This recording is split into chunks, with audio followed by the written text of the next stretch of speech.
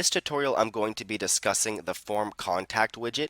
The form contact widget is an easy way to create a contact section with details and pre-made forms, which allows users to contact you, such as sending you an email or a message. Now, the form contact, many of its functions can also be achieved with buttons or content blocks. However, the form contact is specifically designed just for contact, and it also has autoresponders built into it, so you can automatically respond to messages that you get, which is a pretty neat feature. So if you ever want anyone to send you a message or to give out your email, then you would want to use a form contact. So once you create a form contact, it's going to ask you to fill out the forms. So simply create the contact. You can see here that the form contact is empty when you first create it. If you want to add a title, you can do so at the top here. And then for the contact data, you would simply click add a new field, and this would let you add a field. The field type is going to be what they're contacting you with. So for example, if you choose email, they're going to contact you with email. And the field value is the value of that particular field. So if you chose email, you would enter an email address here. So for example, here's where you would put your email address, and then they would be able to click that and then send you an email or to whatever email is entered in this field value. And the help/label for this field is basically the text that's going to appear below that field to let people know what it is.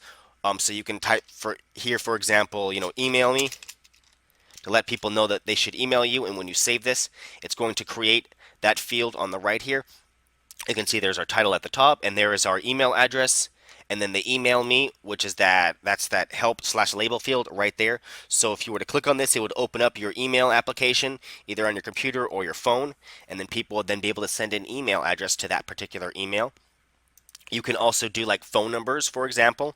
So if you enter a field value of phone, here's where you would put the actual phone number of that value, and then you can enter some help text. And once you save them, you can see it's going to automatically create each field in a row right on top of each other automatically, and it organizes them. Very easy to use. You have multiple different fields. You can do SMS, which is the text messaging, so you'd enter phone number here as well. WhatsApp is your free it's a free messaging platform, so you would enter the WhatsApp phone number for the field value, and then you can type WhatsApp me here or something. And for the link, this would be like an external link, so you can link to a different website. And that's a very easy way to put in a link. And there's also address field as well, where you'd put in an address and then you can show someone an address. And you can see here on the right, it automatically created all the fields for me. And this contact form, this switch controls this contact form right here with all of these boxes. This allows users to send messages. So if you don't want people to send you a message using this and you want them to use just like your email or text message you can switch this off. When you switch that off, it's going to hide that contact form. You can see that contact form is now gone. So it'll be just these. People would be able to just click on these, and that would open up in their phone app or however, and then they would be able to call you or email you. But if you want them to send you a message from the website directly, you can enable the contact form, and then people will then be able to enter their information, a message, and then it would go to whatever email you set here in the send form data to. You would have to put like your email address, and then that's where that message would go, or you can post it to a form as well. If you know a URL of a form, it'll post that automatically. And then once this is enabled, the contact form, the autoresponder will be enabled as well. If the contact form is not enabled, the autoresponder will actually be hidden, but you would simply turn the autoresponder on if you want to enable that. And what this does is this is going to automatically respond to anybody that types their email address and their message here. So if someone were to type their email address and message, it would respond with all of this information. So the from address would basically be where the email looks like it's coming from. And the auto response subject is going to be the main subject for that email, just like every email has a main subject and a from address. You can also do a from name. So if you put your actual name here, it'll appear as the email address and then your name right next to it. And then the body of the auto response. So you can put here, like, thank you for messaging me. I will get back to you as soon as possible, or something like that. Once that's all set, people would be able to fill out this information, click send form, and then whatever email address they put here, they would then get a message from this autoresponder.